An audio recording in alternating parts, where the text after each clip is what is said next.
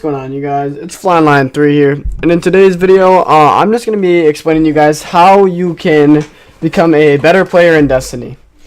So, from my past experiences of playing Destiny for 2 years, I've learned quite a bit of things to get better at Destiny. So, I'd say the first thing that you need to do is you need to surround yourself with better players. Now, I'm not saying that you can't play with your friends, like, if they're not that good. I'm not saying, like, you know what, just mute all of them, freaking get rid of all of them, ban them all from your clan, kick them all.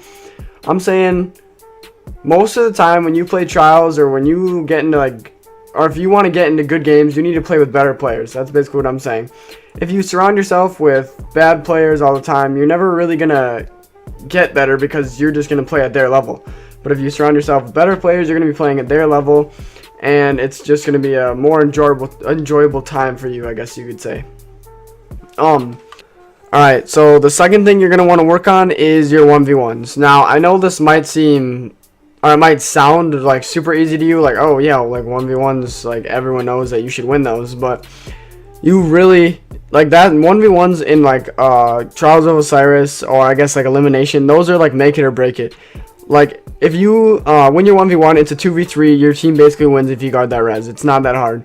If you want to, like, get better at practicing your 1v1s, I'd say just wait for the weekday and then play some Elimination. I don't know, maybe just go into, like, Clash or Rift. I mean, that would work too, but Elimination would probably be the best just because it's, like, a Trials of Osiris. Like, it's basically like Trials of Osiris. I can't really think of the word right now, but because I'm guessing you came to this video to improve at Trials of Osiris and maybe some Crucible.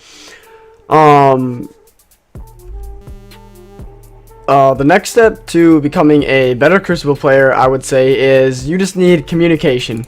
Communication with your team is key. Like, if you're just getting into LFG if you're going on LFG and just finding random people, you're never really gonna get better at Crucible. You know.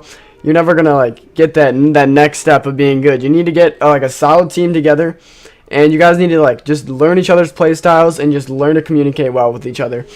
If you guys like, once you guys get to like know each other more, you'll start having fun, and when you do good and have fun, that's when the game's awesome, you know.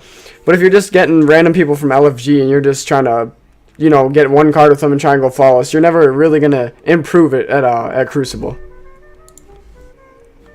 The next thing I would say is be smart with your supers. I know most of the time you get a super and you feel really excited that you just got your super, right? And you know you want to just go out against the enemy team, and you just want to freaking like throw your Nova Bomb at them, right?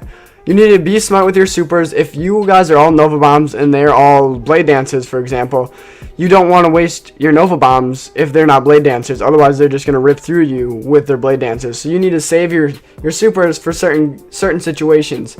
If you're destroying a team, then yeah, go ahead and use your supers. But if it's a good team that you're playing against, it's tied, maybe you're down by 1 or 2 rounds, you need to save those supers for something that will actually be beneficial to you, not just getting one guy down and then they still have a chance to 2v3 you.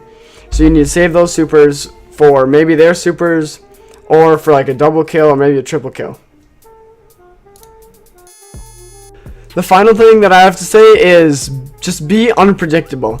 Usually when I'm playing and I go up against teams that aren't as skilled, the reason that I know I'm going to beat them is because I know what they're going to do. I know what lanes they're going to peek with what weapons, and I know like where they're going to go, where they're going to rush with shotguns, where they're going to camp back with snipers.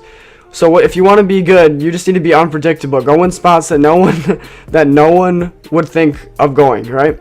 You don't want to be like hard scoping this lane every single round. If you're dying every round, don't go to that same lane, because they're just predicting that you're going to be there and they'll just pick you off again.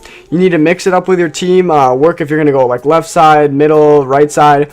Like kind of mix it up every couple rounds, because the other team's going to get your strategy, and then it's game over if you guys only have one strategy. So I hope you guys enjoyed my video on just some Trials of Osiris tips on how to be better at playing.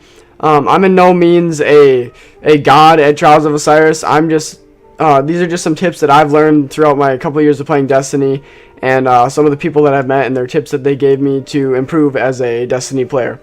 So I hope you guys enjoy the video. Don't forget to leave a like and subscribe, and I'll see you guys in the next one. Peace. Tell me pretty lies. Look me in the face, tell me that you